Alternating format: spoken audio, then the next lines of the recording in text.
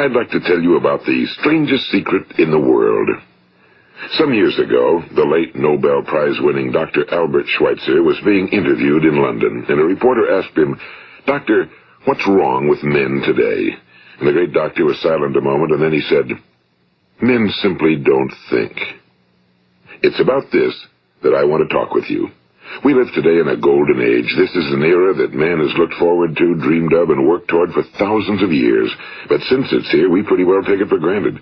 We in America are particularly fortunate to live in the richest land that ever existed on the face of the earth, a land of abundant opportunity for everyone. But do you know what happens? Well, let's take 100 men who start even at the age of 25. Do you have any idea what will happen to those men by the time they're 65?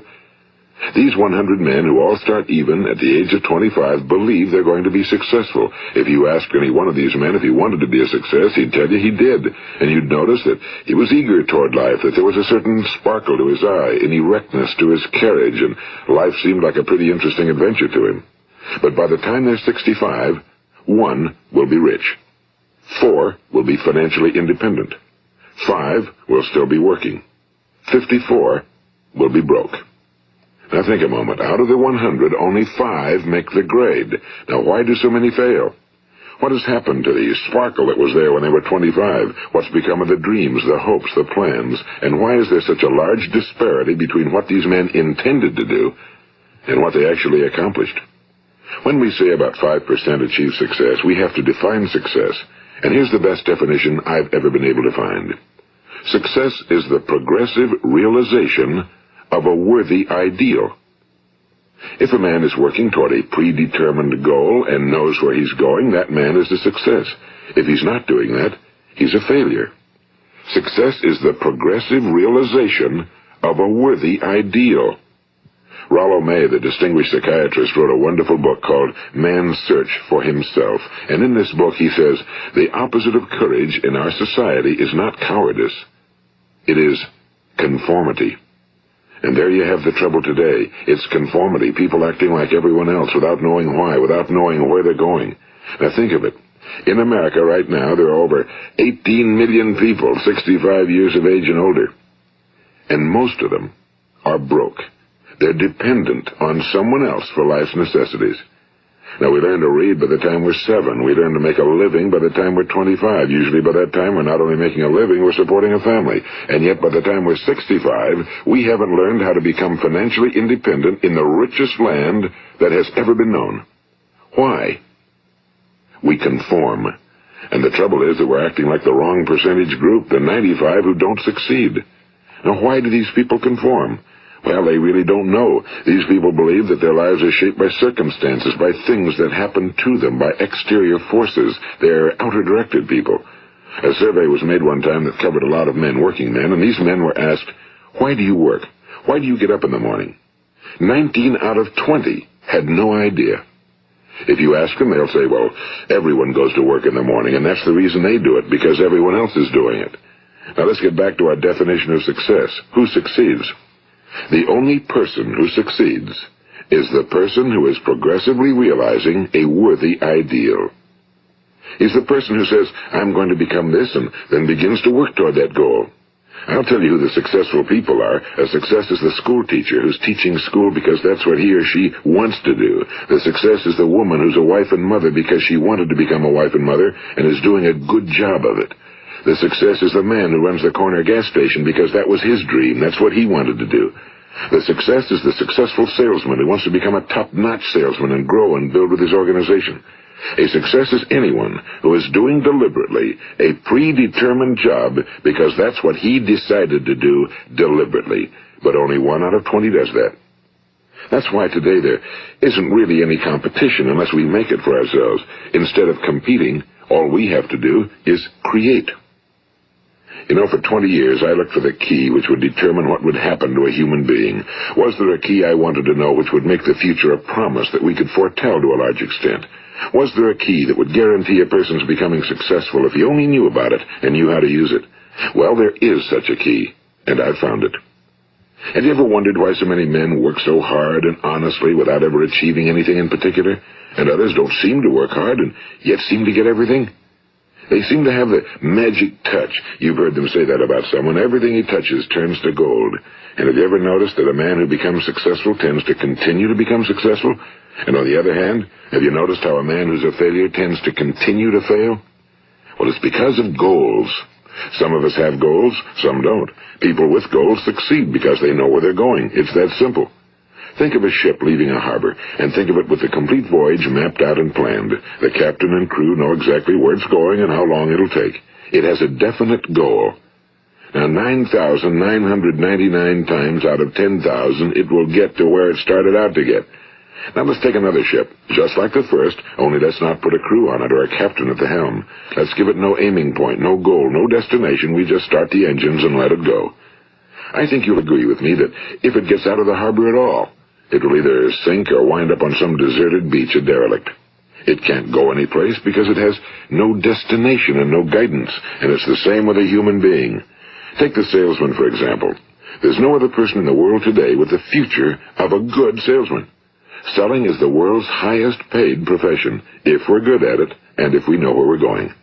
Every company needs top-notch salesmen, and they reward those men. The sky's the limit for them. But how many can you find?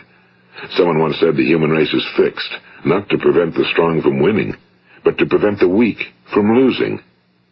The American economy today can be likened to a convoy in time of war. The entire economy is slowed down to protect its weakest link, just as the convoy had to go at the speed that would permit its slowest vessel to remain in formation.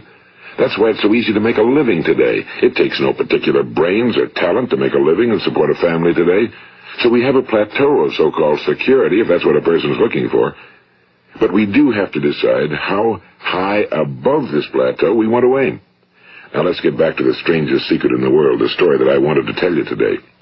Why do men with goals succeed in life and men without them fail? Well, let me tell you something which, if you really understand it, will alter your life immediately. If you understand completely what I'm going to tell you from this moment on, your life will never be the same again. You will suddenly find that good luck just seems to be attracted to you.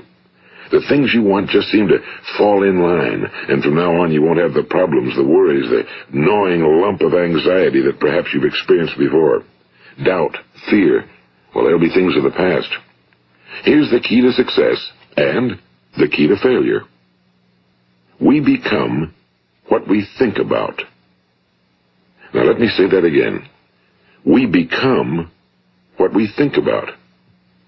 Throughout all history, the great wise men and teachers, philosophers and prophets have disagreed with one another on many different things. It's only on this one point that they are in complete and unanimous agreement. Listen to what Marcus Aurelius, the great Roman emperor, said.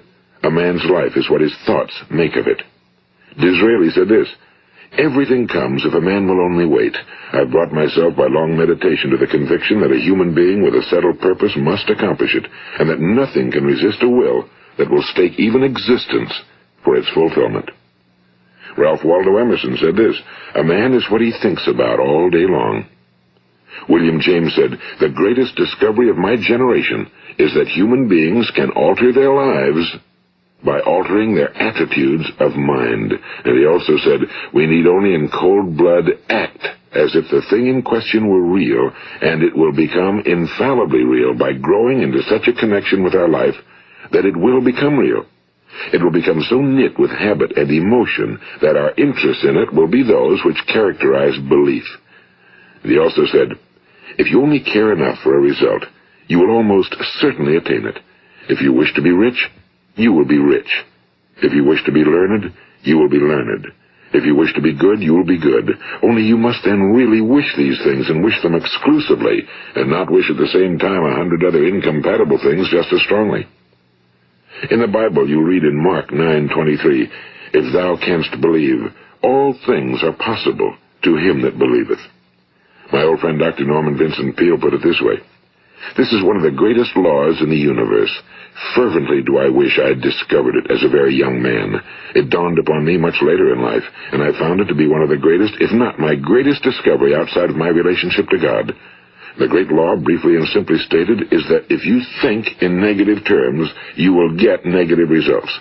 If you think in positive terms, you will achieve positive results. That is the simple fact, he went on to say, which is at the basis of an astonishing law of prosperity and success.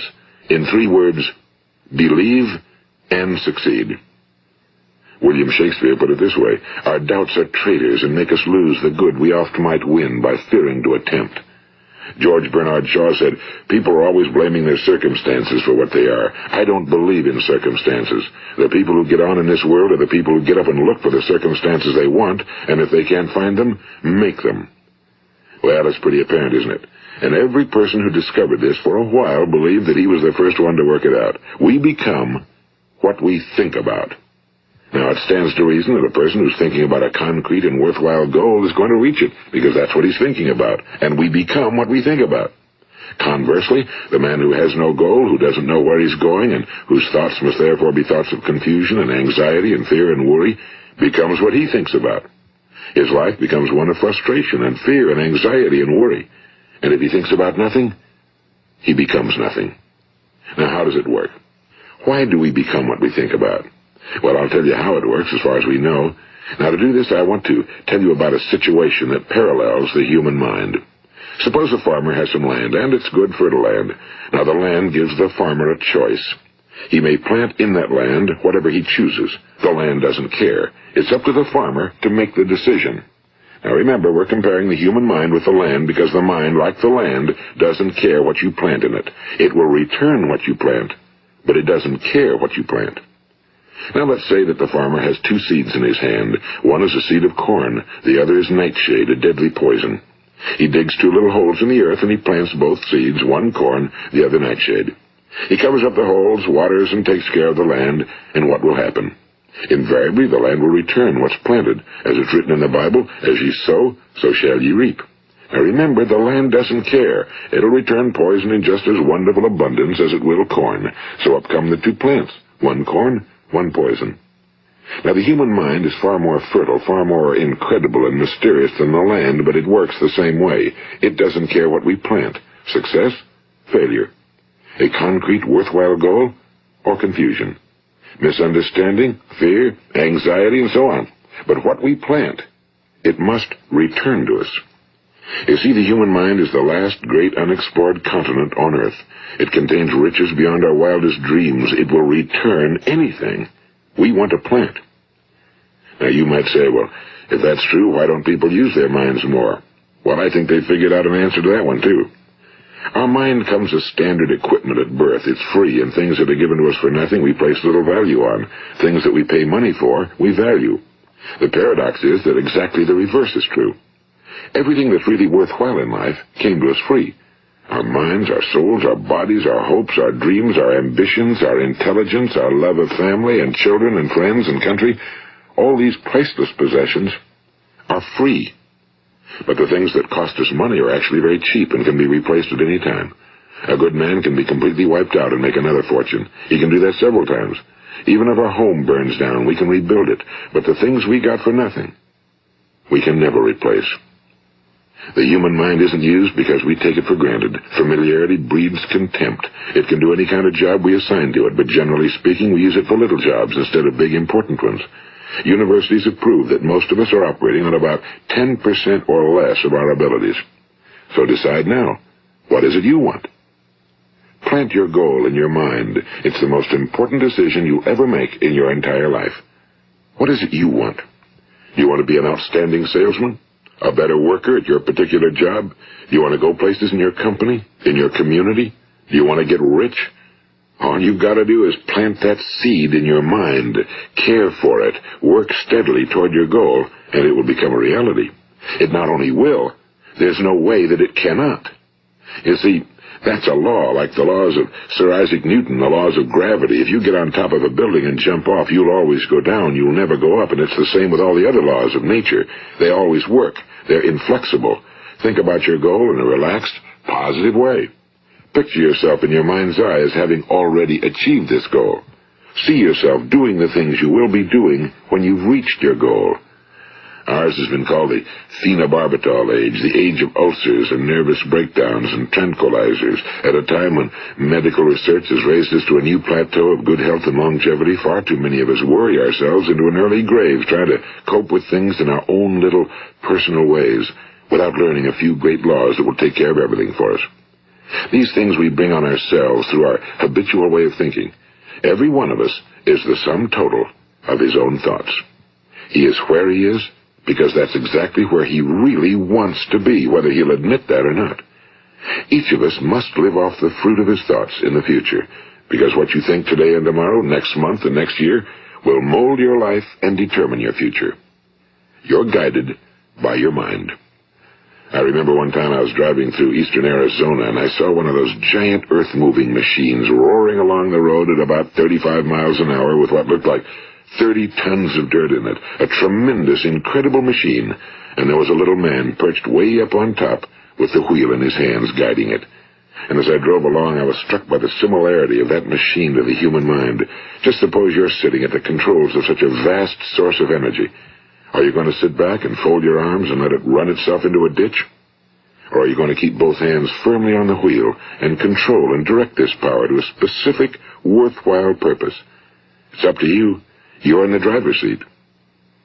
You see, the very law that gives us success is a two-edged sword. We must control our thinking. The same rule that can lead a man to a life of success, wealth, happiness, and all the things he ever dreamed of for himself and his family. That very same law can lead him into the gutter. It's all in how he uses it, for good or for bad. This is the strangest secret in the world. Now, why do I say it's strange, and why do I call it a secret? Actually, it isn't a secret at all. It was first promulgated by some of the earliest wise men, and it appears again and again throughout the Bible, but very few people have learned it, understand it. That's why it's strange, and why for some equally strange reason it virtually remains a secret. I believe that you could go out and walk down the main street of your town and ask one man after another what the secret of success is, and you probably wouldn't run into one man in a month who could tell you. Now, this information is enormously valuable to us if we really understand it and apply it. It's valuable to us not only for our own lives, but the lives of those around us, our families, employees, associates, and friends. Life should be an exciting adventure. It should never be a bore. A man should live fully, be alive. He should be glad to get out of bed in the morning. He should be doing a job he likes to do because he does it well. One time I heard Grove Patterson, the great late editor-in-chief of the Toledo Daily Blade, make a speech, and as he concluded his speech, he said something I've never forgotten. He said, "My years in the newspaper business have convinced me of several things.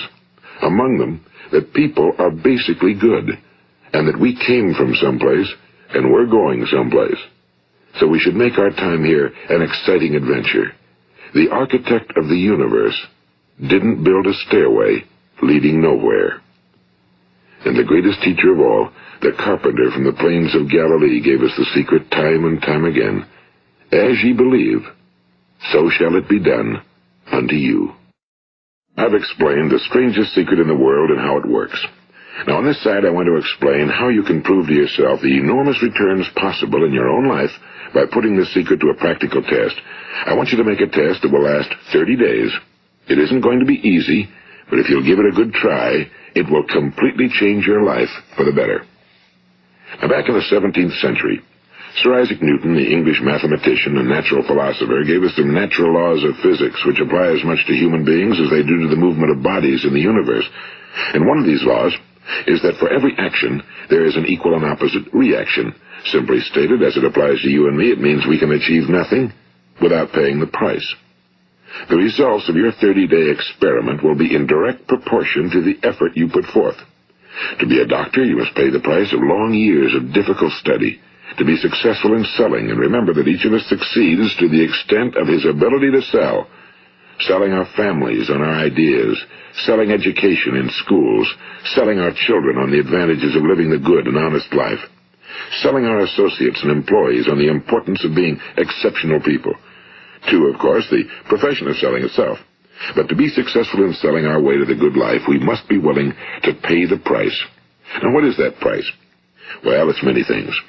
First, it's understanding emotionally, as well as intellectually, that we literally become what we think about, that we must control our thoughts if we're to control our lives. It's understanding fully that as ye sow, so shall ye reap. Second, it's cutting away all fetters from the mind and permitting it to soar as it was divinely designed to do. It's the realization that your limitations are self-imposed and that the opportunities for you today are enormous beyond belief. It's rising above narrow-minded pettiness and prejudice.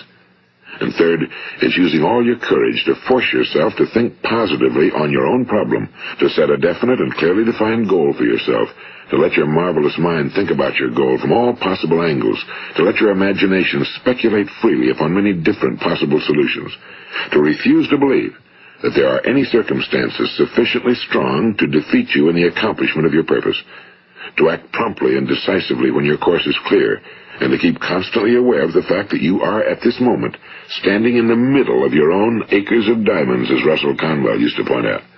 And fourth, save at least 10% of every dollar you earn. It's also remembering that no matter what your present job, it has enormous possibilities, if you're willing to pay the price. Now let's just go over the important points in the price each of us must pay to achieve the wonderful life that can be ours. It is, of course, worth any price. 1. You will become what you think about. 2. Remember the word imagination and let your mind begin to soar. 3. Courage. Concentrate on your goal every day. 4. Save 10% of what you earn. And 5. Action. Ideas are worthless unless we act on them. Now, I'll try to outline the 30-day test I want you to make. Keep in mind that you have nothing to lose by making this test and everything you could possibly want to gain. There are 2 things that may be said of everyone. Each of us wants something, and each of us is afraid of something. I want you to write on a card what it is you want more than anything else.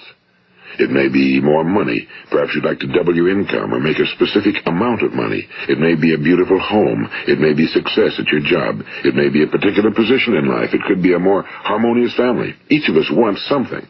Now write down on your card specifically what it is you want. Make sure it's a single goal and clearly defined. You needn't show it to anyone, but carry it with you so that you can look at it several times a day. Think about it in a cheerful, relaxed, positive way each morning when you get up, and immediately you have something to work for, something to get out of bed for, something to live for. Look at it every chance you get during the day and just before going to bed at night. And as you look at it, remember that you must become what you think about, and since you're thinking about your goal, you realize that soon it will be yours. In fact, it's yours really the moment you write it down and begin to think about it. Look at the abundance all around you as you go about your daily business. You have as much right to this abundance as any other living creature.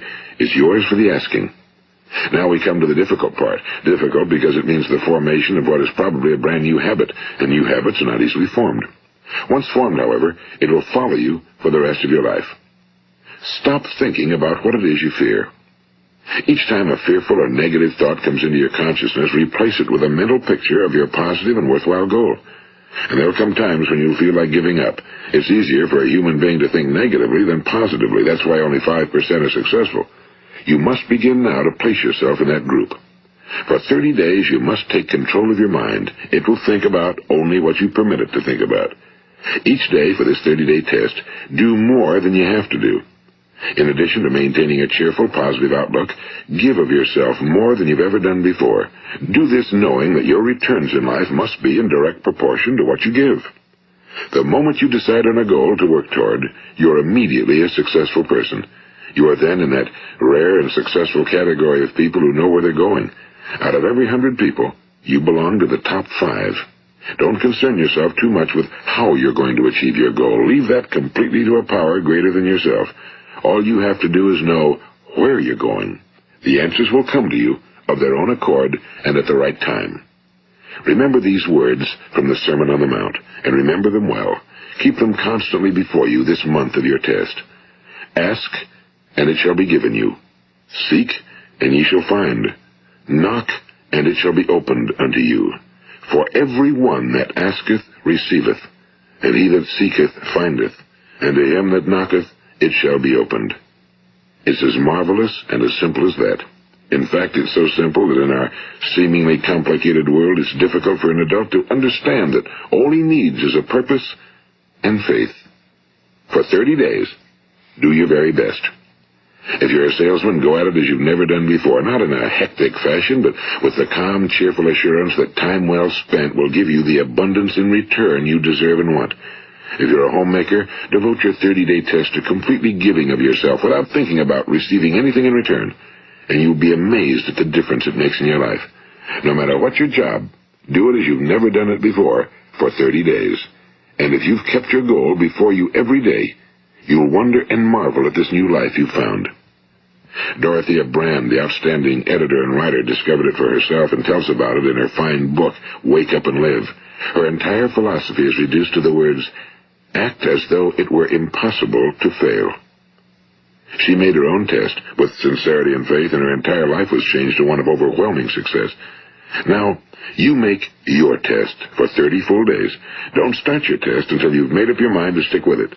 You see, by being persistent, you're demonstrating faith. Persistence is simply another word for faith. If you didn't have faith, you'd never persist. If you should fail during your first 30 days, by that I mean suddenly find yourself overwhelmed by negative thoughts, you've got to start over again from that point and go 30 more days. Gradually, your new habit will form until you find yourself one of that wonderful minority to whom virtually nothing is impossible. And don't forget the card. It's vitally important as you begin this new way of living. On one side of the card, write your goal, whatever it may be. On the other side, write the words we've quoted from the Sermon on the Mount. Ask, and it shall be given you. Seek, and ye shall find. Knock, and it shall be opened unto you. Nothing great was ever accomplished without inspiration. See that during these crucial first 30 days, your own inspiration is kept at a peak. And above all, don't worry. Worry brings fear, and fear is crippling. The only thing that can cause you to worry during your test is trying to do it all yourself. Know that all you have to do is hold your goal before you. Everything else will take care of itself. Remember also to keep calm and cheerful. Don't let petty things annoy you and get you off course. Now, since making this test is difficult, some will say, why should I bother? Well, look at the alternative. No one wants to be a failure. No one really wants to be a mediocre individual. No one wants a life constantly filled with worry and fear and frustration. Therefore, remember that you must reap that which you sow. If you sow negative thoughts, your life will be filled with negative things. If you sow positive thoughts, your life will be cheerful, successful, and positive. Now, gradually, you will have a tendency to forget what you've heard on this recording. Play it often. Keep reminding yourself of what you must do to form this new habit. Gather your whole family around at regular intervals and listen to what's been said here. You know, most men will tell you that they want to make money without understanding the law. The only people who make money work in a mint. The rest of us must earn money. This is what causes those who keep looking for something for nothing or a free ride to fail in life. The only way to earn money is by providing people with services or products which are needed and useful. We exchange our time and our product or service for the other man's money. Therefore, the law is that our financial return will be in direct proportion to our service. Now, success is not the result of making money. Making money is the result of success, and success is in direct proportion to our service. Most people have this law backwards. They believe that you're successful if you earn a lot of money. The truth is that you can only earn money after you're successful. It's like the story of the man who sat in front of the stove and said to it, give me heat, and then I'll add the wood. How many men and women do you know, or do you suppose there are today, who take the same attitude toward life? There are millions. We've got to put the fuel in before we can expect heat. Likewise, we've got to be of service first before we can expect money. Don't concern yourself with the money. Be of service. Build, work, dream, create. Do this and you'll find there's no limit to the prosperity and abundance that will come to you. Prosperity, you know, is founded upon a law of mutual exchange. Any person who contributes to prosperity must prosper in turn himself. Sometimes the return will not come from those you serve, but it must come to you from someplace, because that's the law. For every action, there is an equal and opposite reaction. As you go daily through your 30-day test period, remember that your success will always be measured by the quality and quantity of service you render, and money is a yardstick for measuring this service. No man can get rich himself unless he enriches others. Now, there are no exceptions to a law. You can drive down any street in America and from your car estimate the service that's being rendered by the people living on that street. Had you ever thought of this yardstick before? It's interesting. Some, like ministers and priests and other devoted people, measure their returns in the realm of the spiritual, but again, their returns are equal to their service. Once this law is fully understood, any thinking person can tell his own fortune. If he wants more, he must be of more service to those from whom he receives his return. If he wants less, he has only to reduce his service. This is the price you must pay for what you want. If you believe you can enrich yourself by deluding others, you can end only by deluding yourself. It may take some time, but just as surely as you breathe, you'll get back what you put out. Don't ever make the mistake of thinking you can avert this. It's impossible. The prisons and the streets where the lonely walk are filled with people who tried to make new laws just for themselves. We may avoid the laws of man for a while, but there are greater laws that cannot be broken. An outstanding medical doctor recently pointed out 6 steps that will help you realize success. 1. Set yourself a definite goal. 2. Quit running yourself down. 3. Stop thinking of all the reasons why you cannot be successful and instead think of all the reasons why you can. 4. Trace your attitudes back through your childhood and try to discover where you first got the idea you couldn't be successful, if that's the way you've been thinking. 5. Change the image you have of yourself by writing out a description of the person you would like to be. And 6. Act the part of the successful person you have decided to become. The doctor who wrote those words is a noted West Coast psychiatrist, Dr. David Harold Fink. Do what the experts since the dawn of recorded history have told you you must do. Pay the price by becoming the person you want to become. It's not nearly as difficult as living unsuccessfully. Make your 30-day test, then repeat it again, and each time it will become more a part of you until you'll wonder how you could ever have lived any other way. Live this new way and the floodgates of abundance will open and pour over you more riches than you may have dreamed existed. Money? Yes, lots of it. But what's more important, you'll have peace. You'll be in that wonderful minority who lead calm, cheerful, successful lives. Start today. You have nothing to lose, but you have a whole life to win.